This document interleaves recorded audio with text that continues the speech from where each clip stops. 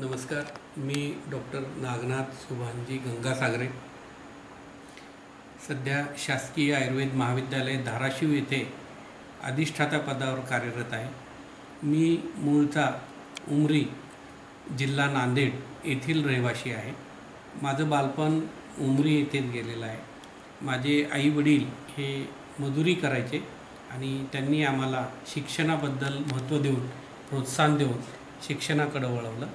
त्यामध्ये माझ्या गावचे असलेले त्यावेळचे एक जिनिंग प्रेसिंग मिलचे मालक मेनूभाई श्रॉफ ह्यांचा फार मोठा वाटा आमच्या भावंडांना मोठं करण्यामध्ये आहे. शाळेमध्ये माझे बरेचसे गुरुजन वर्ग, त्यावेळचे नारायणराव उडतेवार सर, त्यानंतर इतर अध्यापक वर्ग हे मला घडवण्यासाठी कारणीभूत ठरले. महाविद्यालयामध्ये नांदेडला मी शिक्षण घेतलं आयुर्वेदाचं आणि त्या शिक्षणामध्ये doctor Rajpal Patil sir, doctor Madhukar Lahankar sir, doctor Madhukar Kshirsagar sir, doctor R V Joshi sir, doctor S R Sale sir असे अनेक दिग्गज व्यक्ती मला घडवण्यासाठी कारणीभूत ठरले. नांदेड जिल्ह्याच्या उमरी या गावातील एका सामान्य कुटुंबामध्ये डॉक्टर नागनाथ शुभांजी गंगासागरे यांनी जन्म घेतलेला आहे. त्यांची आई एका मिलमध्ये बारदाना शिवायचे काम करायची, परंतु त्यांच्या शिक्षणाकडे विशेष लक्ष देत असे. वडीलही वेळोवेळी चांगले मार्गदर्शन करत असत आणि यामुळेच हे नागनाथ गंगासागरे घडलेले आहेत.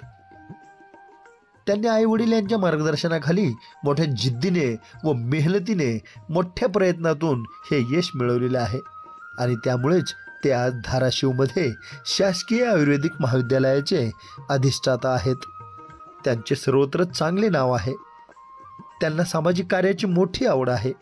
गरजवंतांच्या मदतीसाठी ते नेहमी धावून जातात. त्यांना त्यांच्या या मोठेपणाचा कधीही गर्व झालेला नाही. म्हणून या अशा विशेष व्यक्तिमत्वाच्या आजवरच्या जीवनकार्यावर प्रकाश टाकण्याकरिता आमचे मुलाखतकार संतोष रोकडे यांनी त्यांच्याशी साधलेला हा विशेष संवाद पहा न्यूज 1 महाराष्ट्र वाहिनीवर.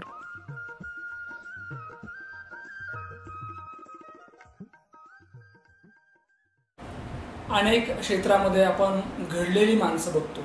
मग ते क्षेत्र शैक्षणिक असो, वैद्यकीय असो, सामाजिक असो, राजकीय असो, उद्योग असो, नव्हे शेती असो. परंतु ही घडलेली माणसं नेमकी कोणी घडवलेली असतात हे खूप महत्त्वाचं असतं. आणि जी माणसं घडवतात ना, ती माणसं पडद्यामागे असतात. आणि मग ही माणसं समोर केव्हा येतात? मग ही माणसं समोर तेव्हाच येतात जेव्हा मुलाखत होते आणि आपण जेव्हा मागच्या दिवसांना आठवतो. अर्थातच आज मुलाखतनामा या कार्यक्रमात आम्ही अशा व्यक्तीच्या जीवन कार्यावर प्रकाश टाकणार आहोत की ज्या व्यक्तीचा प्रवास अत्यंत प्रामाणिकपणे आहे. मला असं वाटतं की honesty is the best policy या व्यक्तीला लागू होते. अर्थातच मी ज्या व्यक्तीबद्दल बोलतो ती व्यक्ती म्हणजे प्राध्यापक doctor Nagnath Shubhanji Gangasagare sir. Sir, Mulakhatnama या महाराष्ट्रातील लोकप्रिय कार्यक्रमात तुमचं स्वागत. सुरुवात करूया तिथून की ज्या वेळेला आपण काहीच नव्हतं, अगदी बालपण होतं नाही का, आणि बालपणीचे जे दिवस होते ते माणूस कधी विसरत नाही. माणूस सगळं विसरतो परंतु बालपणीचे दिवस विसरत नाही.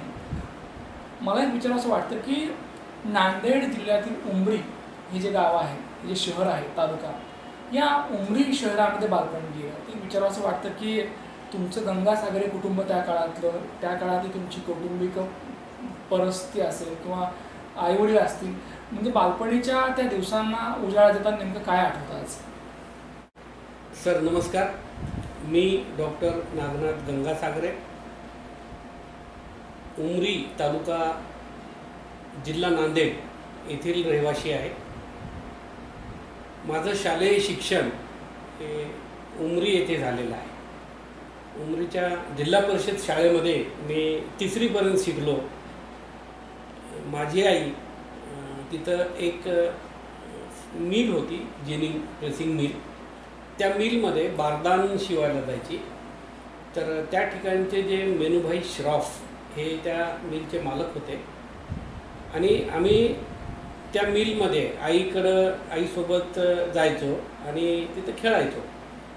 तर लहानपणापासूनच जरा दिसायला अट्रॅक्टिव्ह होतो, काय माहिती नाही, पण त्यांचं माझ्याकडे लक्ष गेलं, आमच्या भावंडाकडे लक्ष गेलं आणि त्यांनी आम्हाला बघितलं आणि आईला विचारलं की कुठे शिकतात, काय करतात?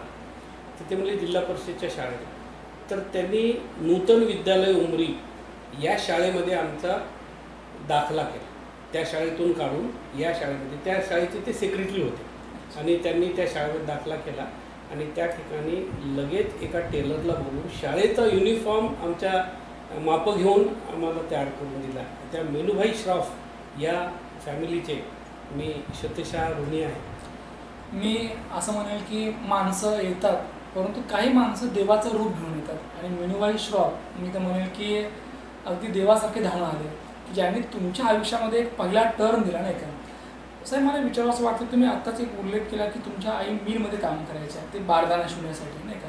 आईचं नाव काय आणि आईच्या त्या काळाच्या नेमक्या आठवणी काय आहेत, आईने नेमका काय त्याग केला आहे, कसं घडवलं आहे ते सांगा सर. माझ्या आईचं नाव मुक्ताबाई होतं आणि आज ती नाही. माझ्या लहानपणी आम्ही शाळेमध्ये गेल्यानंतर शाळेतून आल्यावर काय शिकवलं, एखादी कविता असेल, धडा असेल, कथा असेल, तर ती आमच्याकडून परत वधवून घ्यायची आणि ती प्रोत्साहन द्यायची. ती म्हणायचं किती छान कविता आहे आणि तू किती छान वाचलंस, आता हे तू ही जी कथा आहे किंवा ही कविता आहे मामाला आपण ऐकू. आणि ती आम्हाला मामाकडे घेऊन जायची, जवळच घर होतं आणि तिथं घेऊन जायची आणि ते आमचा अभ्यास पक्का करून द्यायची. अशा पद्धतीने ती प्रोत्साहन द्यायची. आज या मुक्त जगामध्ये अगदी वावरत आहात, परंतु मुक्तामाई नाही. आज जेव्हा जेव्हा आईची आठवण येते, कशा प्रकारे मिस करतात? आईला तर आपण सर्वजण मिस करतो, कारण तिचे जे उपकार आहेत ते आपण कधीच फेडू शकत नाही. आईने जे संस्कार दिलेत, आई नेहमी म्हणायची, वडीलही नेहमी म्हणायचे, तुम्ही किती पुस्तकं वाचता हे मला माहिती नाही, परंतु लोकांचे चेहरे वाचायला शिका, तहानभूक ओळखायला शिका आणि कधीही कोणाचं नुकसान करू नका, वाईट करू नका, कोणाला धोका देऊ नका. आणि ते आजपर्यंत मी पाळतो. आपण प्रोफेसर आहात, डॉक्टर आहात, एक आणि त्याही पलीकडे जाऊन सांगतो की अगदी माणसातले आहात. मी यासाठी म्हटलं की कारण बरीचशी माणसं खुर्चीमध्ये गेल्यानंतर माणसं विसरतात, नाही का? परंतु आज ज्या ज्या वेळेला एकांत मिळतो, तसं तर मिळत नाही, पण जेव्हा जेव्हा मिळतो आणि जेव्हा भूतकाळ आठवतो किंवा अनेक आपण कल्पना करतो की माझी आई असती तर, नाही का? मला एक साहेब विचारावंसं वाटतं की जर देवाने तशी जर वेळ आणली आणि क्षणभरासाठी जर तुमची आई तुमच्या समोर आली, तर आईला काय सांगायचं? आईला तर प्रचंड आनंद झाला असता आणि तिचा आनंद तो गगनात मावला नसता आणि ती सगळ्या जगाला, प्रत्येक वेळेला, प्रत्येक व्यक्तीला तिनं सांगितलं असता की माझा मुलगा मोठा झाला, माझा मुलगा समाजाच्या उपयोगाचा झाला आणि समाजासाठी तो काहीतरी करतो आणि माझ्या कुटुंबाचा तो मोठा आधार झाला. आणि आईचे उपकार फेडण्यासाठी आपण जन्माला आलोच नाही, फेडूच शकत नाही. तर आईसाठी कायमस्वरूपी मनामध्ये, आपल्या हृदयामध्ये स्थान असतं, ते शेवटपर्यंत असतं. मला असं वाटतं की अंबर की हो ऊंचाई, सागर की हो गहराई, मेरे दिल में समाई मेरी माई, की माझ्या काळजामध्ये, हृदयामध्ये जर कोण असेल तर माझी आई आहे. आणि निश्चितपणे आज जिथनं कुठनं तुमच्या मुक्तामाई, मी बाई म्हणणार नाही, मुक्तामाई तुम्हाला पाहत असतील, त्यांना अगदी गर्व वाटत असेल की माझ्या लेकराने पान फेडले. साहेब, त्या काळामध्ये म्हणजे आपली परिस्थिती खरंच गरीब आहे किंवा आपण इतरांसारखं राहू शकत नाही किंवा अनेक गोष्टी असतात, तर याची समज होती का अगदी सहज सुरू होतं सगळे? नाही, परिस्थिती अत्यंत हालाकीची होती. वडील मजुरी करायचे, आई पण मजुरी करायची आणि शाळेमध्ये गेल्यानंतर एक पांढरा शर्ट आणि खाकीची हाफ पॅन्ट होती मला 10वीपर्यंत. आणि ते शाळेतून आल्यानंतर हे कपडे काढून कोणतीला अडकवायचे, हँगर वगैरे नव्हते, कोणतीला अडकवायचे आणि दुसरे कपडे घालून आपण खेळायचं किंवा तसंच राहायचो.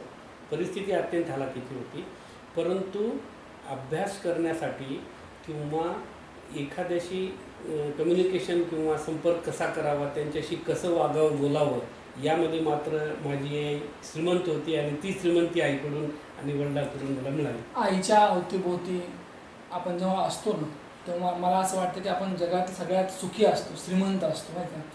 तुम्ही मग एक उल्लेख केला की पैशाने श्रीमंती मोजता येत नाही कधीच, आणि जी माणसं पैशामध्ये श्रीमंती मोजतात ती सगळ्यात गरीब असतात, नाही का? मला असं वाटतं सर की जेव्हा तुमची आई होती तेव्हा खरे श्रीमंत तुम्ही होतात. तर एक विचारावं वाटतं की अशा अनेक प्रसंग आहेत आईच्या बाबतीमध्ये ज्या आजही ॲज इट इज लक्षात आहेत. तर काही अशा मला प्रसंग सांगा की जे प्रसंग कितीही काळ पुढे गेला तर ते विसरता येणं शक्य नाही. माझी 6वीची परीक्षा होती आणि इंग्रजीचा पेपर होता दुसऱ्या दिवशी. आणि त्यावेळी शब्द आणि अर्थ हे पाठ करायचो आम्ही. स्पेलिंग पाठ करायचं. स्पेलिंग पाठ करायचो आणि काही पॅरेग्राफ देखील पाठ करायचो. तर ते मला कदाचित त्यावेळेला जमत नसेल, कमी होत असेल. आणि त्यावेळेला ती आईने मला वारंवार सांगितलेलं होतं आणि मी कंटाळा करत असेल किंवा मी काही अभ्यास केला नसेल तर मला ते वारंवार वाचूनही नीट वाचता येत नव्हतं. तर त्यावेळेला आईने मला खूप मारलं होतं. म्हणजे तो प्रसंग विसरणार नाही का?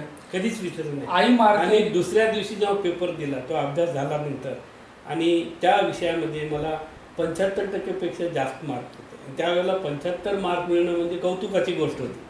मारणारी आईच होती, माया करणारी सुद्धा आईच होती, नाही का? मला असं वाटतं की आई मारते हे मारणं सुद्धा तिला खूप त्रासदायक असतं, वेदनादायक असतं, नाही का? कारण कुठल्याच आईला लेकराला मारा वाटत नाही, परंतु त्याला शिस्त लागली पाहिजे, त्याला वळण लागलं पाहिजे, हा आईचा अट्टास असतो. कारण जगाने असं म्हटलं नाही पाहिजे की तुमचा नागनाथ या ठिकाणी चुकीच्या मार्गाने जातोय, नाही का? आणि माझा नागनाथ चांगला व्हावा म्हणून आईने मारला. आणि मला असं वाटतं mother is better than 100 teachers, नाही का? सर, आईच्या अनेक आठवणी आहेत. जसं जसं तुम्ही मोठं होत गेलात, शिक्षणामध्ये तुमची प्रगती असेल किंवा बाहेरून लोक म्हणत असेल की तुमचा नागनाथ चांगला शिकतोय, त्या वेळेला आई कशी रिॲक्ट व्हायची ते सांगा. आईला खूप आनंद व्हायचा आणि ती परत आम्हाला प्रोत्साहन द्यायची. म्हणजे ती असं कधी म्हटली नाही की आता तू खूप चांगला होतोयस किंवा चांगला झाला आहेस, पण चांगलं होण्यासाठी सतत धडपडायची आणि चांगल्या गोष्टी परत आम्हाला सांगायची. तुमचं कुटुंब गरीब होतं, पण मला असं वाटतं की ते कुटुंब स्वाभिमानी होतं, नाही का? नक्कीच. आणि आपली गरिबी त्यांनी कधी बाहेर दाखवली नाही, आपली गरिबी त्यांनी घरात ठेवली, परंतु लेकरांना या ठिकाणी अगदी ज्या गोष्टी पाहिजे आहेत त्या देण्याचा प्रयत्न केला. सर, जसं आईबद्दल बोलतायत तसं मला विचारावं वाटतं की वडील सुभानजी गंगासागरे या भल्या माणसाबद्दल काय भावना व्यक्त करायला? वडील सुद्धा माझे म्हणजे आजही मी देव माणूसच म्हणतो. कारण वडील आज आहेत? वडील नाही, वडील पण नाही. वडील पण काही 5-6 वर्षापूर्वी, 8-10 वर्षापूर्वी त्यांचं निधन झालं. त्यांनी देखील खूप कष्ट केले. माझी आई मी 7वीला असताना गेली आणि त्यानंतर वडिलांनी आम्हाला घडवलं, मजुरी केली. शिक्षणाचं महत्त्व काय आहे, तुम्ही शाळा शिकावी, चांगलं राहावं, चांगलं काम करावं, यापेक्षाही एक चांगला माणूस तुम्ही व्हावं असं त्यांना सतत वाटत होतं आणि ते आमच्या सगळ्या गरजा त्यांच्या परिस्थितीनुसार त्या पुरवत होत्या. तुम्ही आता उल्लेख केला की 7वीला असतानाच तुमच्या माऊलीचं आईचं निधन झालं, त्यांना देवआज्ञा झाली. मला असं वाटतं साहेब की मी मग उल्लेख केला की आई असते तोपर्यंत सगळंच असतं, नाही का? स्वामी तिन्ही जगाचा आई विना भिकारी. तर आई विना त्यानंतरचं आयुष्य कसं होतं? कारण काय असतं की गरिबी असू द्या पण आई पाहिजे, नाही का? जसं की साने गुरुजींची आई, आपण श्यामची आई पुस्तक वाचतो आणि लक्षात येतं की आई किती महत्त्वपूर्ण असते. तर आई गेल्यानंतरचं आयुष्य कसं होतं? आई गेल्यानंतरचं सगळं घरकाम आम्ही 3 भावंड, मी आणि माझा मोठा भाऊ, आम्ही दोघं करायचो. मी सकाळी स्वयंपाक करायचो, मोठा भाऊ सायंकाळी स्वयंपाक करायचा. तो छोटा होता, त्याला आम्ही काही करू द्यायचं नाही. आणि माझे आजोबा पण त्यावेळी जिवंत होते. तर आजोबा घरातलं आवरणे किंवा नीटनेटकं जे काही छोटंसं घर होतं त्यामध्ये आणि कपडे वगैरे धुणे. म्हणजे तुमच्या बाबांनी वडिलांनी दुसरं लग्न केलं नाही केलं आणि त्यांना सॅल्यूट करतो. वा, नक्कीच चांगली गोष्ट आहे ती. आत्ता मला वाटते, कारण तसं काही घडलं असतं तर कदाचित काय झालं असतं सांगता येत नाही असं.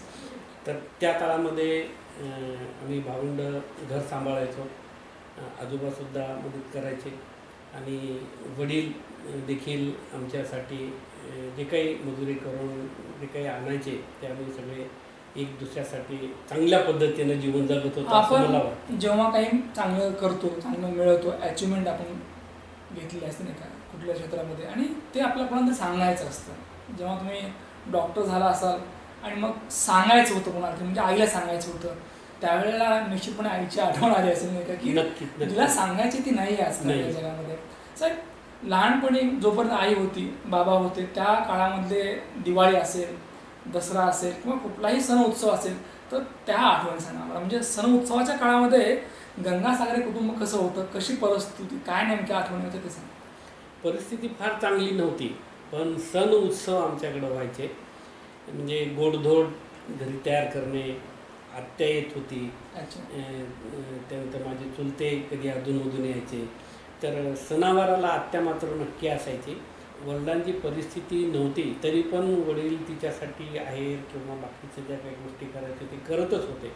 आणि आत्या म्हणायची, दादा माझ्यासाठी तू हे कशाला करतो, तुझ्याकडे पैसे नाहीत, उधार कशाला आणतोस. ते म्हणायचे, बाई लेकीला केल्यानंतर मला कमी पडत नाही, हे आमच्या वडिलांचे शब्द होते. आणि तीच आमची प्रथा पुढं चालू आहे. दान दिल्याने ते वाढत जातं. द्यायची दानच ठेवा, नाही का. नक्की. लोकांना वाटतं आपण साठवत जावं, नाही का. मला असं वाटतं देत राहा, फक्त मुक्तपणे देत राहा. आणि वडिलांचे ते संस्कार होते, आईचे ते संस्कार होते. सर एक विचार असं वाटतं की अगदी प्राथमिक शिक्षण असेल, माध्यमिक शिक्षण असेल, त्या काळामध्ये लाभलेले तुम्हाला गुरुजन असतील, तुमचा मित्र असतील किंवा तुमचा अगदी बाहेरचा जो माहोल असेल खेळाचा ते सांगा. म्हणजे खेळातले नागनाथजी कसे होते, सांस्कृतिक कार्यक्रमामध्ये नागनाथजी कसे होते, अभ्यासामध्ये कसे होतात, आणि एकूणच तो जो आहे शैक्षणिक माहोल तो आम्हाला ऐकायचा होता. माझी शाळा उमरीलाच होती, नूतन विद्यालय.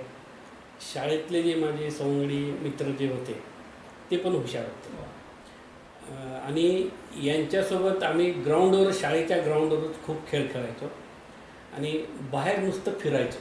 म्हणजे बाहेर असे खेळ खेळण्याची किंवा कुठं त्याच्यासाठी क्लास लावला तेव्हा ती परिस्थिती पण नव्हती आणि कोणी क्लासेस त्या छोट्या गावात कोणी घेते नव्हतं. हे शिक्षण म्हणजे खेळाचं असं विशेष असं त्या बाहेरून कुठे मिळालं नाही.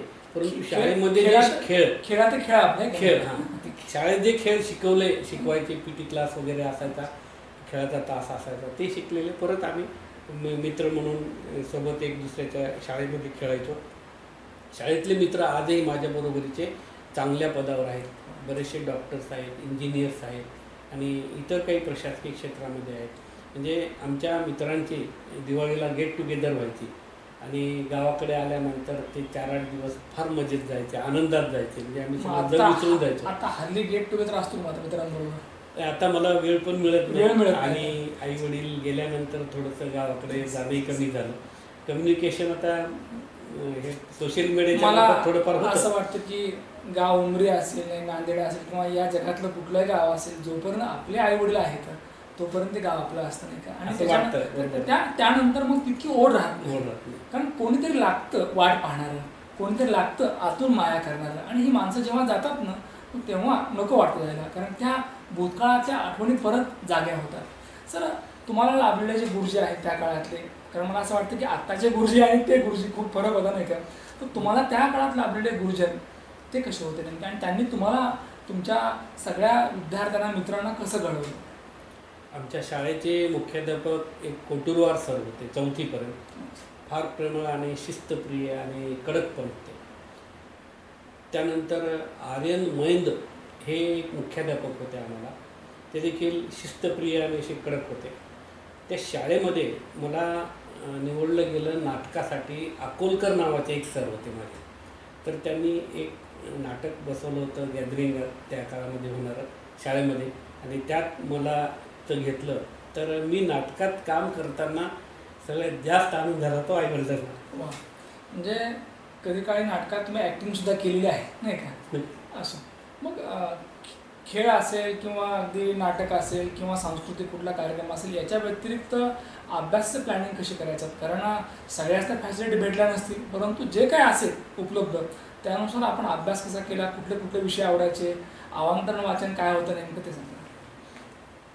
10वी ते 12वीच्या दरम्यान माझा जो संपर्क आला, उमरीला एक मेडिकल ऑफिसर होते डॉक्टर शिवाजीराव धनवाले, आणि त्यांची जी मिसेस होती निर्मला ह्या मॅडम. तर मी त्यांच्याकडं छोटी मोठी मदत करायचो, काम करायचो, भाजीपाला आणून द्यायचो. तर त्या काळामध्ये मॅडमना पुस्तक वाचण्याचा खूप छंद होता आणि नगरपालिकेचं आमच्या इथं वाचनालय आहे. तर तिथं त्यांचं पुस्तक बदलून आणून देणे, नवीन आणणे हे मी करायचो. तर तिथून मला ही अवांतर वाचनाची आवड झाली. मग मी त्या काळामध्ये नासी फडकेसारखे कानिटकरांचे, बाबा कदम असे अनेक पुस्तके मी त्या काळामध्ये वाचली. अनेक पुस्तकं वाचले, अनेक कादंबऱ्या वाचल्या. असेल तुम्हाला आवडलेलं पुस्तक किंवा कादंबरी कोणती? एवढं एक्झॅक्टली सांगता तेवढं येणार आता नाही. एक्झॅक्ट आठवणार परंतु नाही. अनेक गोष्टी वाचल्या. अनेक वाचनामध्ये आल्या. मला असं एक विचारावंसं वाटतं की आपण जेव्हा वाचतो तेव्हा वाचतो खरं तर, नाही का? आणि वाचण्यामुळे आपल्याला अनेक चांगली माणसं भेटतात पुस्तकाच्या रूपाने. तर वाचण्याचा नेमका काय बेनिफिट झाला, म्हणजे आजही त्याचा बेनिफिट होतो खरं तर? नक्कीच वाचण्यामुळं माझी स्मरणशक्ती वाढली, शब्दसाठा वाढला, त्यानंतर शब्दोच्चारसुद्धा मला कळायला लागले. कारण काही गोष्टी आपण प्रत्यक्षामध्ये त्या शाळेमध्ये किंवा समाजामध्ये वावरताना जसा सगळ्यांचा उच्चार असतो तसा, पण प्रत्यक्षात पुस्तकात अक्षरं कशी आहेत, त्याचा उच्चार कसा असेल, हे सगळं मला पुस्तकातून ज्ञान तर मिळालं, पण वाणी स्पष्ट शुद्ध झाली, शब्दसाठा वाढला आणि समन्वय कसा करावा, कोणाशी कसं बोलावं हे देखील त्यामधून कळालं. मला असं वाटतं की हे तर होतंच, परंतु आपण जेव्हा वाचन करतो तेव्हा आपण माणूस होतो. आणि वाचायचं यासाठी असतं, लिहायचं यासाठी असतं, ऐकायचं यासाठी असतं की माणूस व्हा. बरीचशी माणसं या ठिकाणी पैसा कमवण्याच्या नादामध्ये माणुसकी विसरून जातात, माणुसकी सोडतात. परंतु मला असं वाटतं की जी माणसं वाचतात, लिहितात, ती माणसं कायम माणसं असतात, नाही का? आणि मग आपण आपल्या क्षेत्रामध्ये आल्यानंतर चांगलं काम करू शकतो, कारण आपण वाचलेलं असतं. असं मला विचारावं वाटतं की आयुष्याच्या प्रत्येक टप्प्यावर आपल्याला अनेक चांगली माणसं आपल्याला भेटली असतात. तर तुमच्या या पूर्ण प्रवासामध्ये कोणती कोणती माणसं भेटली की जेणेकरून तुम्हाला एक चांगला नागरिक बनता? महाविद्यालयीन काळामध्ये आमच्या महाविद्यालयाचे अधिष्ठाता डॉक्टर राजपाल शंकरराव पाटील सर हे मला लाभले. त्यानंतर डॉक्टर मधुकर क्षीरसागर सर, शरीरक्रिया हा विषय ते मला शिकवायचे ते, आणि त्यांच्यासोबतच डॉक्टर रवी जोशी सर आम्ही म्हणायचो त्यांना, तर ते आम्हाला लाभले. त्यांनी मला सर्वात पहिल्यांदा, मी थोडं पेंटिंग करायचो, विशेषतः लेटरिंग करायचो. तर NSSसाठी विद्यार्थ्यांची निवड करत असताना, तर तुझ्याकडं काय गुणवैशिष्ट्य आहे म्हटल्यानंतर माझ्या वहीवर मी माझं पेंट केलेलं नाव दाखवलं. तर रवी जोशी सरांनी लगेच म्हटलं की तू बॅनर करून देऊ शकशील तर तुला निवड करतो. आणि त्यानंतर मी NSSमध्ये कॅम्प आयोजन करण्यासाठी वेगवेगळे कार्यक्रम, श्रोते, वक्ते, जे काही यांना आवश्यक असणाऱ्या ज्या गोष्टी आहेत ते माझ्याकडं असायचे. तर मला फार मोठी मदत किंवा लोकात मिसळण्याचं जे काही धीर मिळाला तो सगळं श्रेय रवी जोशी सर आणि मधुकर क्षीरसागर सर यांना जातं. आणि पालकासारखे, वडिलांसारखे प्रेमळ हे डॉक्टर राजपाल पाटील सर हे मला लाभले. ते या महाविद्यालयाचे, म्हणजे उस्मानाबाद आयुर्वेदिक महाविद्यालयाचे, आत्ताचं धाराशिव या महाविद्यालयाचे ते अधिष्ठाता पण राहिले होते. तर त्यांनी खूप चांगले संस्कार केले. चुकीच्या गोष्टी करू नये, नियमबाह्य कोणतंही कृत्य नसावं, आपण समाजोपयोगी असावं, इतरांना मदत करावी, ह्याच गोष्टी सांगितल्या. निगेटिव्हिटी कधीच त्यांनी आमच्यामध्ये सांगितली. माणसाची कदर करावी, आणि हे सांगणारी माणसं सुद्धा खूप मोठी असतात. साहेब, तुम्ही मग उल्लेख केला, कारण तुमच्याकडनं घेण्यासारखं बरंचसं आहे. मला एक विचारावं वाटतं की तुम्ही मग उल्लेख केला की एखाद्या व्यक्तीची आपण श्रीमंती मोजतो, तर तुमची पद्धत फार वेगळी आहे. श्रीमंती तेव्हाच ठरते जेव्हा एखाद्या व्यक्तीच्या दारामध्ये अनेक चपला बुटं सुटलेले असतात, नाही का? आणि तासनतास माणसं आत बसले असतात, आतनं हास्य फवारे सुरू असतात, नाही का?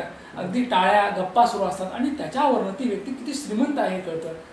परत मला विचारावं वाटतं की खरंच आजच्या या युगामध्ये श्रीमंती कशी मोजली पाहिजे? मी श्रीमंती मित्रांमध्येच मोजतो. ज्याला जेवढी जास्त मित्र तेवढा तो जास्त मोठा श्रीमंत असं मी म्हणतो. त्याच्याकडं धन किती आहे, सोनं किती आहे, शेती किती आहे, प्रॉपर्टी किती आहे, यापेक्षा त्याचे मित्र किती आहेत हे जास्त महत्त्वाचं आहे.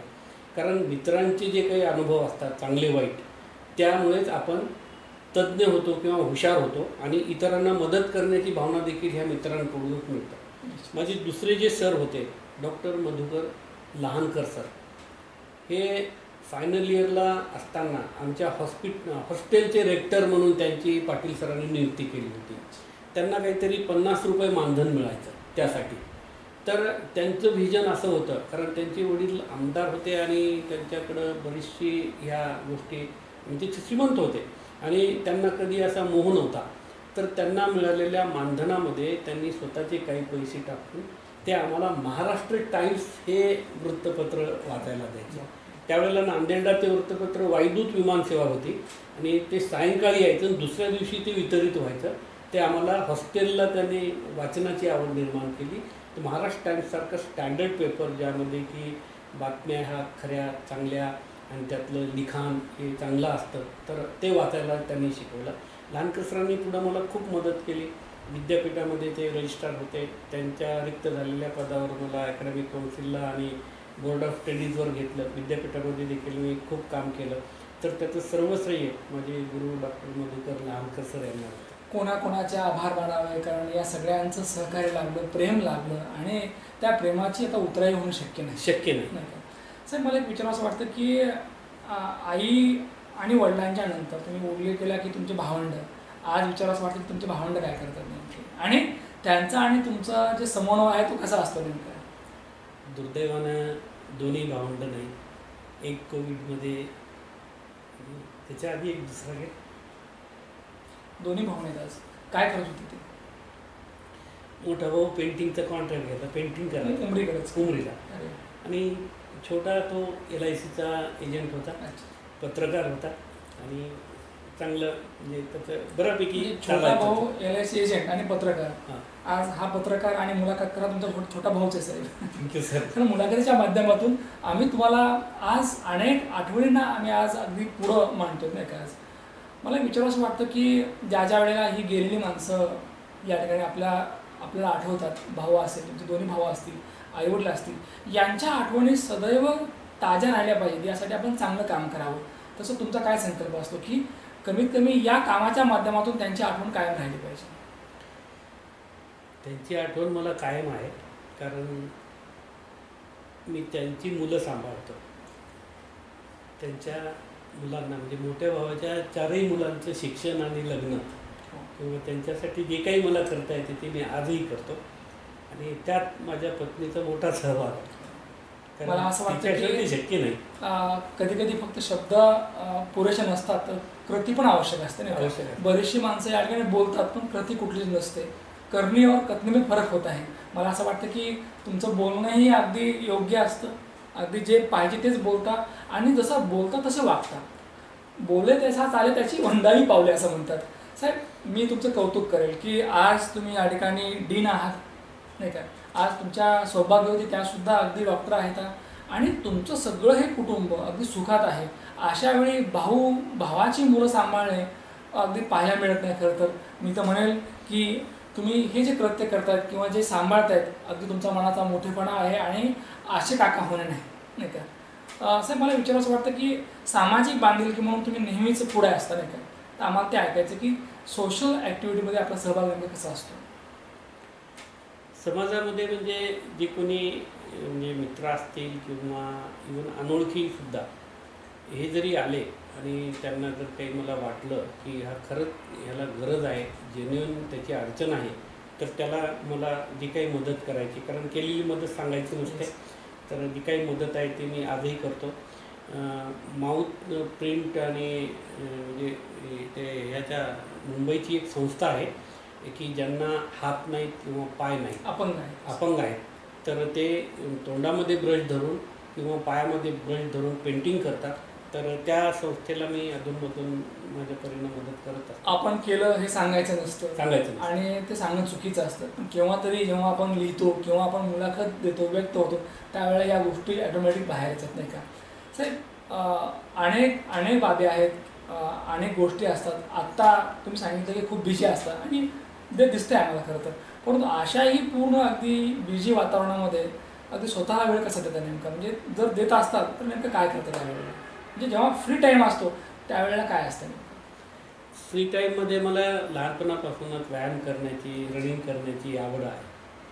तर मी आजही व्यायाम आणि रनिंग सुरू आहे. थोडासा रनिंग होत नाही, आता 1-1.5 वर्षापूर्वी माझा फ्रॅक्चर झाला, पण मी PT एक्सरसाइज आणि मध्ये जे काही एक्सरसाइज करता येतात ते करतो आणि वॉक नियमितपणे मी घेतो आणि इतरांना सुद्धा त्यात सहभागी करायचा प्रयत्न करतो. कोणी सोबती असला की त्याला जबरदस्ती का होईना माझ्यासोबत मी चालवण्याचा प्रयत्न करतो. असं म्हणतात की जिसका दिल सच्चा ओ इंसान अच्छा. मला असं वाटतं की तुमच्याकडे पाहिल्यानंतर असं वाटतं की आमच्यापेक्षा जास्त कॉन्फिडन्स तुमच्यामध्ये आहे नाही का, कारण चेहऱ्यावर तेच सांगतं.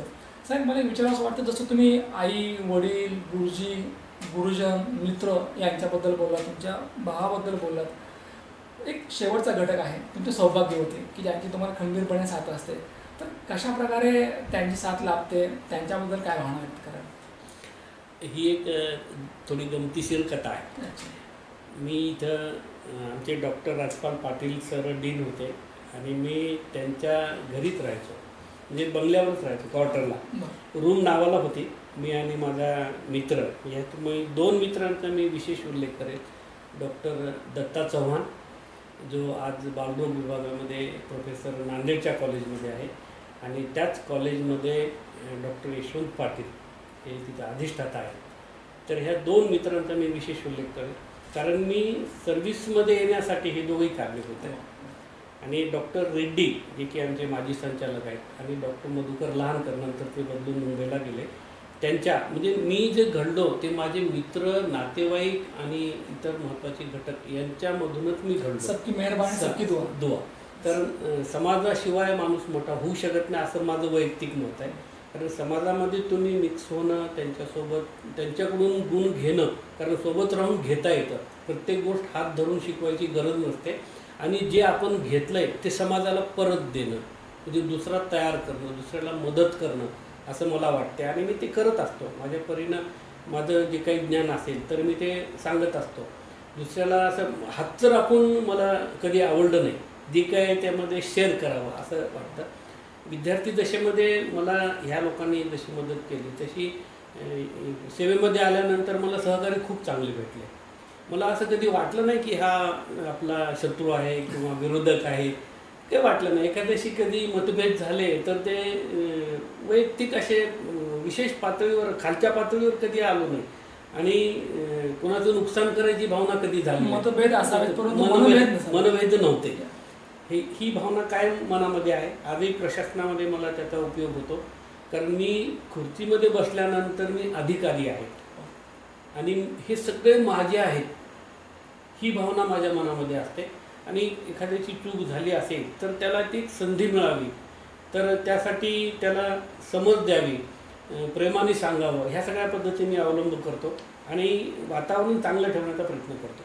तुमच्या सौभाग्यवती जे आहेत ज्यांचं तुम्हाला नेहमी सपोर्ट राहतो नाही का, त्यांच्याबद्दल हां, काय ते सांगायचं राहिलं. तर मी पाटील सरांकडे जेव्हा राहायचो तर एक RP कॉलेज उस्मानाबादलाच आहे, तर त्या ठिकाणी एक कदम सर होते. तर ते एकदा आले आणि त्यांनी हे स्थळ सुचवलं की डॉक्टरसाठी खूप चांगलं स्थळ आहे, कारण त्यांच्या घराजवळ त्यांच्याकडं भाड्याने राहतात मुलगी होती ती, आणि त्यांच्याकडून ते स्थळ आलं की छान आहे. पाटील सरांनी मला विचारलं आणि मी म्हटलं सर सध्या तर मला काही विचार करायचा नाही, कारण घरची परिस्थिती नाजूक आहे, त्यांचं काही करायचं आहे, मदत करायची आहे. मग त्यांनी मला प्रोत्साहन दिलं की हे चालत राहतं, होत असतं, हे राट गाडगा आहे आणि पुढं जाणारच आहे. तर त्यामध्ये डॉक्टर BR पाटील सर लातूरला आज आहेत, ते उस्मानाबादला तेव्हा आमच्या हॉस्पिटलमध्ये ते RMO होते. त्यांनी माझा बायोडाटा घेतला आणि डायरेक्ट मुलीच्या घरी गेले आणि ते फायनल करून आले. नंतर Patil sir, Rajpal Patil sir, BR Patil sir, सगळे आम्ही गाडी करून मग मुलगी पाहण्याच्या कार्यक्रमासाठी गेलो. मग ते लग्न झालं आणि आजही मला अभिमान वाटतो माझी पत्नी माझ्यासोबत, कारण घरामध्ये एक थर्ड पर्सन जर आणला आपण, म्हणजे भावाचा एक मुलगा जर आणला, बहिणीचा मुलगा जर आणला, तर ते नको वाटतं, ॲक्सेप्ट होत नाही लवकर. पण जेव्हा मी गावाकडे जायचो सुट्टीमध्ये, तर ह्या मुलांचं ती अभ्यास घ्यायची आणि एकदा दिवाळीला अभ्यास घेता घेता ती मुली फार हुशार आहेत आणि ती जाऊन ते त्यांना ट्युशन लावून आली, फी भरून आली की हे शिकायला पाहिजे. आणि तिच्याच त्या सहकार्यामुळं मी सगळ्या मुलांचं करू शकलो. नाहीतर ते एकट्याने करणं तसं फार अवघड गेलं असतं, आणि ते मन मारून करणं, एखाद्याच्या मनाच्या विरुद्ध करणं, ते फार अडचणीचं गेलं असतं. पण फार मोठं सहकार्य मला लाभलं. मी चालत राहावं आणि मी चालत असताना जर माझं चालणं योग्य दिशेने असेल, मी योग्य असेल, तर माझ्या बाबतीमध्ये योग्यच होतं. कारण जिसका मन चंगा उसके दिल में गंगा असं म्हणतात. कारण ज्याचं मन चांगलं आहे ना त्याच्या बाबतीमध्ये नेहमीच चांगलं होतं. अगदी आज मुक्तामाई नाही, आई नाही, परंतु आईला सुद्धा अभिमान वाटेल एवढं चांगलं वर्तन आहे. बाबा नाही आहेत, सुभानजी गंगासागरे नाही आहेत, परंतु वडिलांना सुद्धा अभिमान वाटेल असं वर्तन डॉक्टर साहेबांचं आहे. अगदी भाऊ नाही, पण भावांना सुद्धा अभिमान वाटेल असं वर्तन आहे. मला असं वाटतं की महाराष्ट्रातनं तमाम लाखो कोटी जे प्रेक्षक ही मुलाखत पाहत आहेत त्यांनी आदर्श घ्यावा. कारण आज मी, माझी बायको आणि माझी मुलं एवढ्यापुरतंच आयुष्य मर्यादित ठेवू नका. कारण मी, माझी बायको आहेच, माझे लेकरं पण आहेतच, परंतु माझा भाऊ, माझे मित्र, माझी आई, माझे वडील हे सुद्धा काउंट करत चला. आणि जी माणसं काउंट करतात ती माणसं देव असतात. अगदी डॉक्टर आहेत म्हणून ही मुलाखत नाही, डीन आहेत म्हणून मुलाखत नाही, तर एक चांगले माणूस आहेत, चांगली व्यक्ती आहे म्हणून ही मुलाखत आम्ही घेतलेली आहे. साहेब, तुमच्या या पूर्णपणे या स्वभावाला पाहिल्यानंतर एक वाटतं आम्हाला की देव म्हणजे नेमकं काय असतो. तर आपल्यासारखी जी माणसं समाजामध्ये असतात तीच माणसं देव असतात. आज माणसातल्या देवाला आम्ही घेतलं आहे. निश्चितच ही मुलाखत आवडली असेल. परत भेटूया पुढच्या मुलाखतीमध्ये. तोपर्यंत पाहत राहा न्यूज वन महाराष्ट्र चॅनल. धन्यवाद.